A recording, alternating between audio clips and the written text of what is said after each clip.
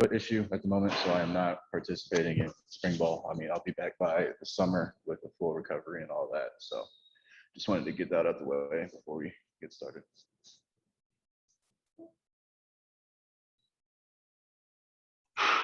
Let's start out with Bill Rabinowitz from the Dispatch. Bill, go ahead and lead us off.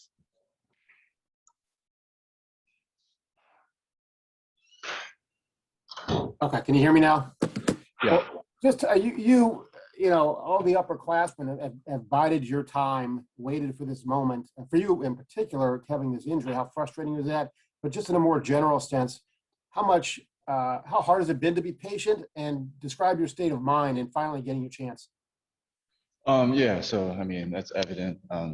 Me and kind of the older guys now have been waiting our time for a while. It's frustrating at times, but you're playing behind great players, Buckeye greats that will be remembered forever, that really set the tone for us, and that really kind of guided the way for us. So now we know how to act, how to do things, and it's a mindset that it's our time now to prove ourselves as that linebacker core, and that there won't be a drop off between those older guys that have played for the past 3-4 years. So just kind of proving ourselves, and it's our time to take over now. So we're just going through spring, trying to get better and take over that void. All right, thank you. All righty, let's go next to Dave Biddle, 247. Dave. How did you hurt your ankle? I mean, I don't really want to talk about it. It's just a foot injury. I'll be back up. Okay, fair enough. Another question: when you heard the Al Washington news that was floating out there, were you concerned about that, and how happy were you when you heard that Coach Washington was not taking the Tennessee job? He was coming back. Yeah, so Coach Wash is an incredible coach. He got offered a great job. As a player for him, you don't want to see a good coach like that leave. But it obviously it was a great opportunity for him to become a defensive coordinator. So whatever route he took, I was in support of. But he said firmly that he wants to stay with us. All the guys were excited to have him back. It's just a guy like that. He's capable of so much. You're happy for him either way, but you love to have him. Thank you. All righty, we'll go next to Austin Ward from Letterman Row. Austin. Yeah. So when you think about missing spring or having that taken away from you guys last year, and then you not being able to participate fully this spring, do you look at that as a big deal? Are you concerned about what that means for your development, or what's your outlook on that when you've missed maybe 2 springs in a row? Yeah, so I mean, obviously it's hard. Spring is a time to develop, your skill set and stuff like that. But things happen. You just got to find a different way. It means watching more film, different types of lifting, focusing on things that I can focus on, and stuff like that. Developing the way that I can, even though that I can't, practice with my teammates and all of that.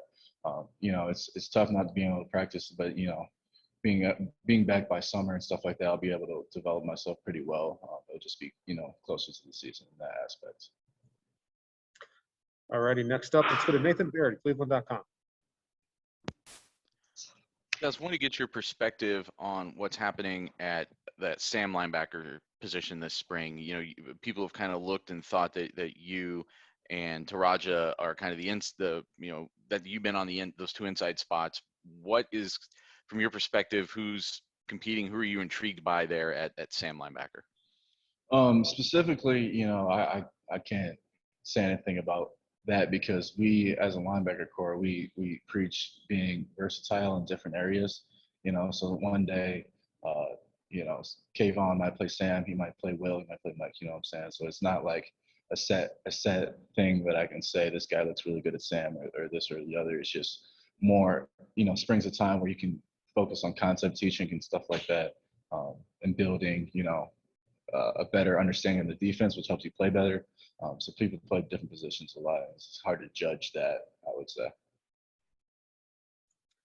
All righty, let's go next to Joey Kaufman from the Dispatch. Joey. Dallas, is there anything you're able to do this spring other than, obviously you're out with the foot, but are you watching more film? Are you following coaches at practice? What are you trying to do to kind of stay prepared? Yeah, so just watching film, watching practice, trying to help the guys with what I see, watching specific guys, I'm helping them, the younger guys specifically, like Reed and Tommy and all the younger guys, basically watching film and trying to help them with what I know, and helping them perform in practice and stuff. So really just film and doing what I can. Alrighty, next up, Dan Hope, 11 Warriors. Dallas, when you are healthy, do you see yourself, being at that middle linebacker spot where you were last year? Right now I'm not totally sure, but yes, I think that I will be playing middle linebacker. And who are the guys that you're seeing right now at that spot with you being out that are impressing you? I'm sorry, can you repeat that? I couldn't hear you. Yeah, who are the guys with you being out that are impressing you right now, just watching them? Yeah, so I think that our group is I'm not just trying to say that just to avoid the question, but I think a lot of the guys are, playing very well at the moment. Taraj is playing well, Kayvon's playing well, Tommy's playing really well. And also the younger guys are really playing hard. Bree's playing hard. I could say literally something about all of them. I know it's kind of, avoiding your question, but the way I see it, everybody's working hard, trying to get better. It's just good to see the guys out there hungry. All right, we'll go next to Jeremy Birmingham, Letterman Row. Jeremy. Hey, Dallas, obviously you guys losing, the 4 main linebackers from a year ago coming into the spring was as much about finding new leaders in that room as opposed to finding players on the field. Is this an opportunity for you with the spring being open for you now to really step up in that role? And how do you see yourself developing as a leader when you can't be on the field?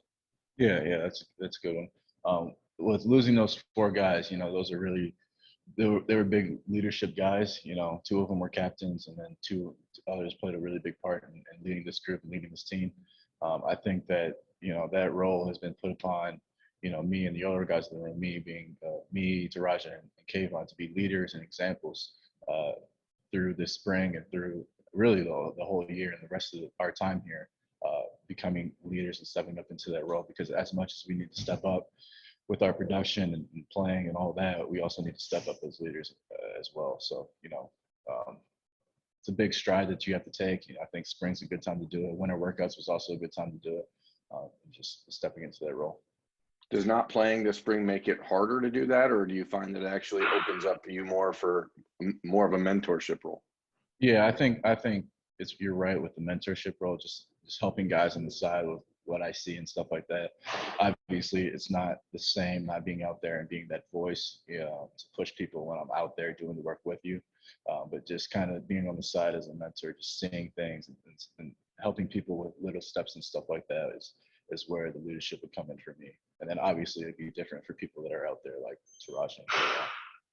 Right. Thanks, man. All right, I got time for 2 more with Dallas. We'll go to Tim May first, and then we'll finish it up with Patrick Murphy's. Tim.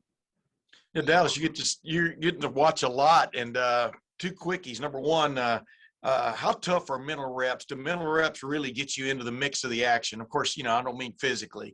And then number 2, who's flashing to you on the offensive side of the ball, especially after you guys finally put pads on the yesterday? Who just flashed at you that you go, man, got to keep an eye on that dude?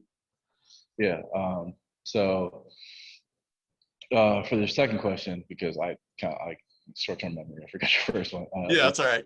For the second question, I would say Chris Olave, obviously. That dude can run. So just watching tape and stuff like that, he's working hard. He came back for a reason, the purpose, and you can really tell that he's running hard, making plays all over the field. As far as offensive, other than that, I can't really tell yet. It's only day 3. Yeah. Does it look like you're in good hands, quarterback-wise? Do you see some talent there? What do you see there? Yeah, those guys are slinging it. Those guys are really slinging it. I wouldn't say one particular or anything like that. They can all sling the ball. Seeing them, you get to see more of them as the spring goes on with pads and how they react to pressure and certain stuff like that. But I think we're in good hands. We're in really good hands. Thanks, man. Yeah. All righty, and last question for Dallas, Patrick Murphy. Patrick. Dallas, we've talked to you guys before about, waiting your turn and whatnot, but how much as a group have you guys talked about your class, this being that opportunity and really seeing kind of a light at the end of the tunnel now that there's really no one older than you guys standing in front of you? Right. So, that's something that's stuck us together, all this time, is all 3 of us being in the same position kind of. the past years, we've just been putting our head down and just going to work, trying to get better every day for when this moment would come. And it's here, so it's time to show out. And something that makes it easier to come every day, knowing that is something to prove and something that we've been working up towards. And it's kind of that time now, just to show up and show out. All righty, Dallas. Thank you very much for your time. Appreciate it. Yep, no problem.